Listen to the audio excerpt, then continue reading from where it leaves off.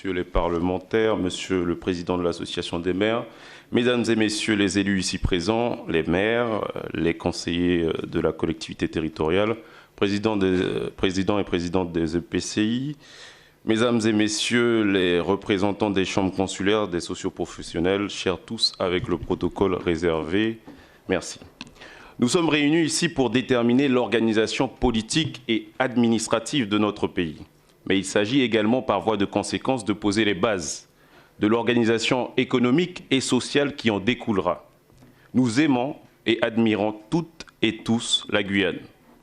Je veux ici, dans mon intervention, ramer à contre-courant de la bien-pensance, surtout si le courant tumultueux et non maîtrisé nous conduit dans un précipice empirant la situation économique et sociale que l'on vit malheureusement aujourd'hui. C'est avec lucidité et j'espère de la manière la plus explicite que je m'adresse à la population et à vous, chers collègues. C'est pour cela que je souhaiterais que l'on soit lucide sur les incohérences actuelles entre revendications et la place que l'on octroie à l'histoire, à l'économie et à la question identitaire. Je veux ici tenir un discours de sincérité en mettant à distance l'affect. La Guyane a besoin d'un changement statutaire, oui, mais à une seule et unique condition. Que les femmes et les hommes de ce pays commencent à s'aimer entre groupes qui cohabitent dans ce territoire. Ainsi, nous ferons avec le nouveau statut, sans oublier les hommes et les femmes en mesure de gouverner la Guyane. Pour revenir au statut spécial, chers collègues, là encore, je me fierai à l'histoire. C'est une suggestion de loi qu'a menée le député guyanais d'origine martiniquaise, Justin Cataillé. Lorsqu'il parle de silence, écoutez, chers collègues, souffrez en silence. C'est mon tour. J'ai écouté tout le monde, maintenant écoutez. Je ne comprends pas. Et puis il y a Pierre qui vient tout à l'heure, donc je ne sais pas comment tu feras. Donc voilà.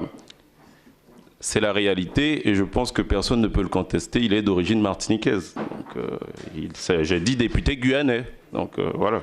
Lorsqu'il parlait de statut spécial, les historiens sont là. Il fallait entendre régionalisation. C'était dans une conception française et républicaine. Il demandait un statut spécial. Pourquoi?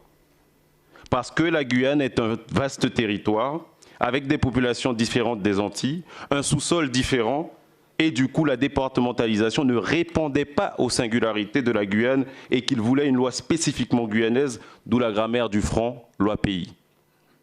Il était, je le rappelle, assimilationniste. Qui peut le contester?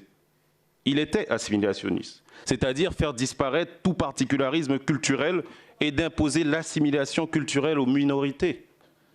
Par exemple, quand il pensait intégrer les populations de l'intérieur, c'était sous l'angle de l'assimilation et que ces populations constitueraient déjà une base électorale. Certains voulaient l'indépendance dans les années 60-80. Aujourd'hui, ce sont ceux-là même qui ont le plus profité de la mère patrie. Puis à la fin de leur carrière, on les voit reprendre leur vieux combat. Leurs vieux démons qui les hantaient peut-être refont surface. Mais n'oublions pas qu'ils sont bel et bien en fin de carrière. Ils sont à la porte de sortie de la politique et du politique. Ils ont fait leur cursus honorum dans le chemin de la République française qu'ils dénonçaient jadis. Je ne citerai pas de nom ici. De la République qu'il fallait déchouquer dans les années 70 et 80, elle est devenue en 2002 la République ma patrie. Si l'adage populaire nous enseigne que c'est avec un os que l'on ferme la gueule du chien, en Guyane, c'est avec du populisme que l'on rassure le peuple. Par ailleurs, suis-je dans l'erreur en vous disant que la plupart des leaders de mars 2017 qui détestaient les politiques sont dans des listes municipales? Quelle contradiction, quelle métamorphose manifeste. Le citoyen guyanais est lucide, chers collègues. D'autres nations ont ouvert la voie du populisme. Il n'est nul besoin de vous rappeler quelles en ont été les issues pour les minorités ethniques. Le populisme va-t-il continuer à s'inviter en toile de fond de la politique guyanaise? J'entends bien qu'il s'agit de la planche de salut de certains, évidemment. il faut bien trouver de quoi masquer leur immobilisme.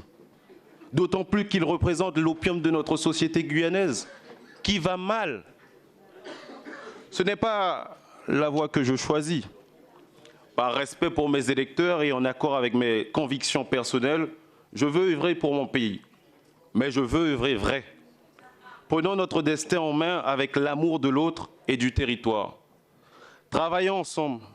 Cessons le militantisme de spectacle.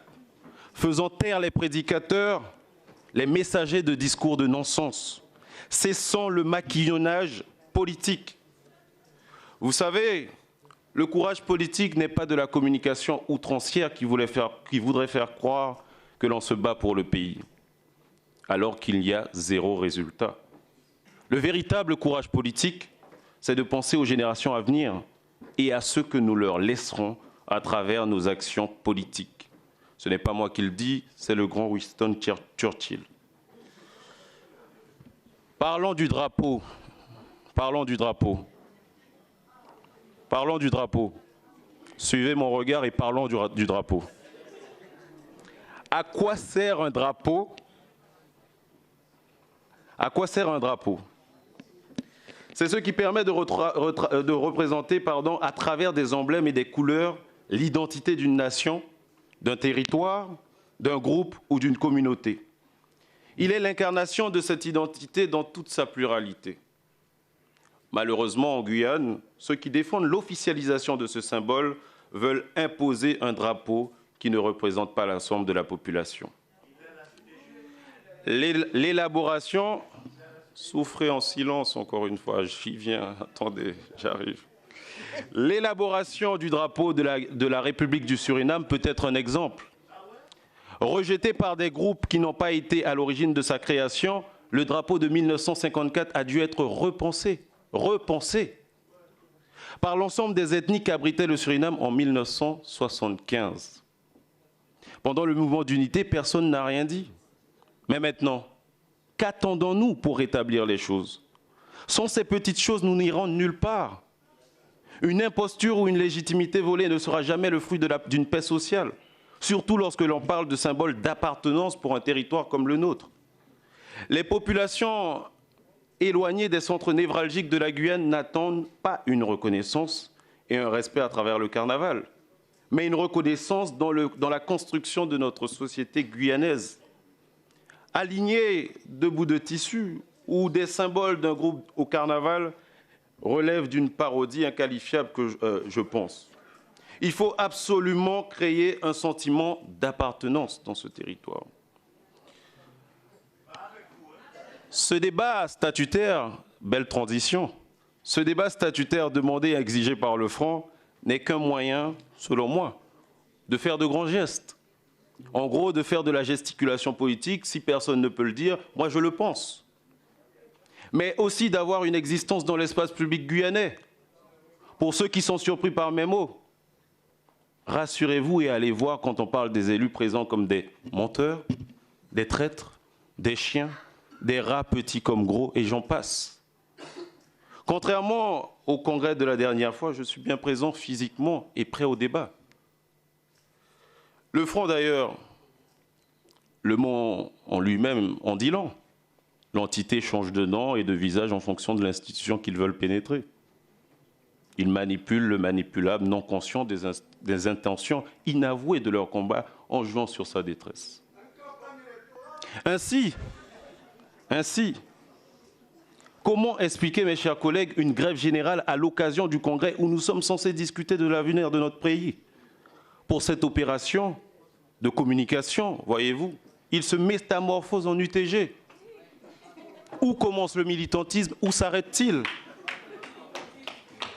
Pourtant, à de nombreuses reprises, la population a rejeté catégoriquement leurs revendications. J'évoque au passage la consultation populaire de 2010. L'élection de Rodolphe Alexandre en mars de cette même année traduit la validation de l'article 73. Et puis, si entre nous, en Guadeloupe, en Martinique, il y a eu des leaders nationalistes, anticolonialistes, au pouvoir dans les municipalités, je précise, en Guyane, nous n'en avons jamais eu. Ce qui veut dire que leurs idées ne font pas corps avec la société guyanaise. Et il est bon d'entendre les demandes de la population qui nous a élus pour les gouverner. Quand ils reviennent sur les résultats des urnes, les résultats des consultations, parce que ces résultats ne leur conviennent pas et espèrent qu'un jour les résultats leur seront plus favorables, cela révèle des pratiques d'un autre âge, des trotskistes, des tontons macoutes. Ce qui est grave, ce n'est pas quand un Normand ou encore un Breton insulte mon identité. Le pire, c'est quand mon frère ou ma sœur guyanaise le fait consciemment. Pour citer des exemples, mon élection à la députation a été un scandale pour ceux qui n'ont rien compris à l'évolution de la Guyane. Les gens de la périphérie pénètrent dans le centre du cercle. Une simple élection de Miss Guyane a généré une crise guyanaise.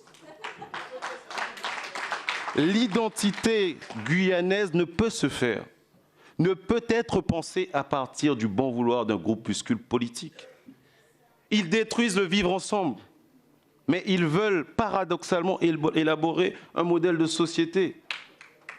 Or, cette société, regardons-la. Où est notre force d'unité? On méprise le Bushinengue ou l'Amérindien, mais quand ils votent comme on veut, ils sont adorables. Prenons un exemple concret. Acceptez en silence. On le fait pareil, je réussis très bien à le faire quand je vous regarde sur les réseaux sociaux. Acceptez en silence, ça ira. Prenons un exemple concret. Quand Paul Martin à Grand-Santi fait voter à 93% pour Emmanuel Macron, Rodolphe Alexandre, Léon Bertrand, il n'y a aucun cas. Mais quand un enfant de Grand-Santi fait le même score, on crie au communautarisme. Ce n'est pas moi qui le dis, c'est ce que dit la société aujourd'hui. D'ailleurs, sur ce sujet, à moins que vous, Président, M. Bertrand et M. Macron, vous nous avez caché que vous êtes originaire du Maroni ou du Lawa, je ne sais pas comment on l'explique. Entre les groupes historiques guyanais, l'unité n'est pas évidente. D'autres tensions émergent et bousculent cette identité fragile. Grande grève à l'arrivée des mangues, aujourd'hui regardons nos marchés. Le Libanais est trop riche, mais on veut acheter à crédit chez lui. On dénigre le Haïtien, mais laissez qu'on pas mâcher. C'est grave, c'est très grave. Mais je ne veux pas oublier dans mon discours tous ceux qui, à contrario, n'oublient pas notre commune humanité et la nécessité d'un vivre ensemble harmonieux. L'antiophobie qu'avait connue la Guyane autour des années 1910 ne doit pas se développer à l'égard des propres enfants qu'abrite ce territoire. Tant que des choses banales, comme voir un enfant du territoire accéder comme les autres à des postes à responsabilité surprendront certains Guyanais, que faisons-nous là? Le projet du Front apportera-t-il l'acceptation de l'autre? La réponse est non. Il faut faire une chasse aux évidences, mes chers collègues. Ce qui est évident ne l'est pas pour autant. Chers compatriotes, méfiez-vous des discours mielleux, à saveur exotique et qui a bien creusé, n'ont ni queue ni tête, ni fondement historique et théorique. Il s'agit de discours de surface, tel un abongoni, le poisson volant qui tente de récupérer un appât sur l'eau et pour au final le rater. Que la Guyane soit protégée d'une autonomie dévoyée, il suffit de regarder certains pays qui nous entourent. D'un côté, les minorités pas assez guyanisées, des laissés pour compte, et de l'autre côté, des privilégiés qui sont le relais du colonialisme qu'ils combattent soi-disant.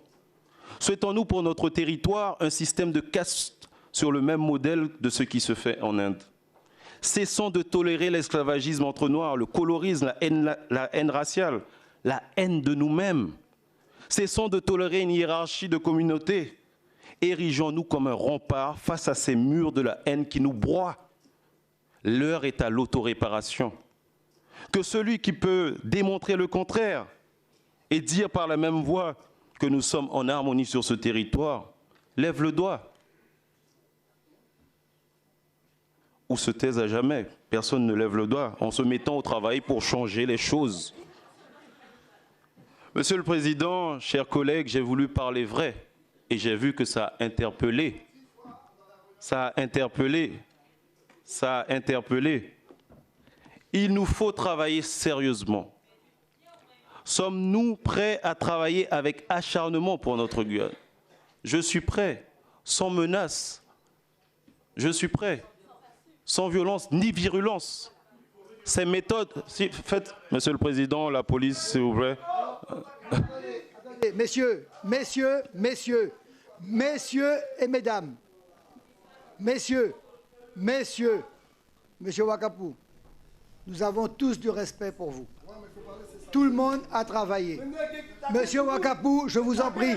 Monsieur Wakapou, je vous en prie. Je vous en prie.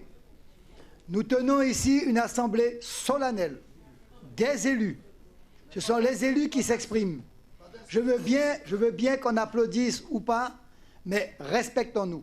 Vous aurez tout le temps, après, dans d'autres circonstances, de vous exprimer. Président, Voilà. on ne peut pas accepter de se faire insulter quand même. Non, mais il y a des insultes qui ont été Gauthier, respecte-toi. Calme-toi. Monsieur Gauthier, s'il vous plaît. Mais c'est quoi ces méthodes? S'il vous plaît, vous aurez le temps d'intervenir. Monsieur Gauthier, C'est pas ton tour. je rappelle que toute la Guyane nous regarde. Il n'y a pas seulement un média officiel, mais mesdames, messieurs, Guyanais, Guyanaises, cette assemblée est faite pour examiner le projet Guyane. Chacun en conscience, mais parce qu'il y a d'abord des procédures de courtoisie, Monsieur Wakapou. La courtoisie veut que je donne la parole aux parlementaires et au président des maires. Et ils sont libres de s'exprimer, parce que nous sommes encore en démocratie. Bien. Merci, Monsieur le Président, pour ce rappel. Et j'en terminerai à dire que vous me donnez raison quand je vois que, avec l'honnêteté nécessaire, personne ne veut pas se regarder dans un miroir et comprendre qu'il est temps que l'on avance ensemble. Merci, Monsieur le Président. Merci à tous.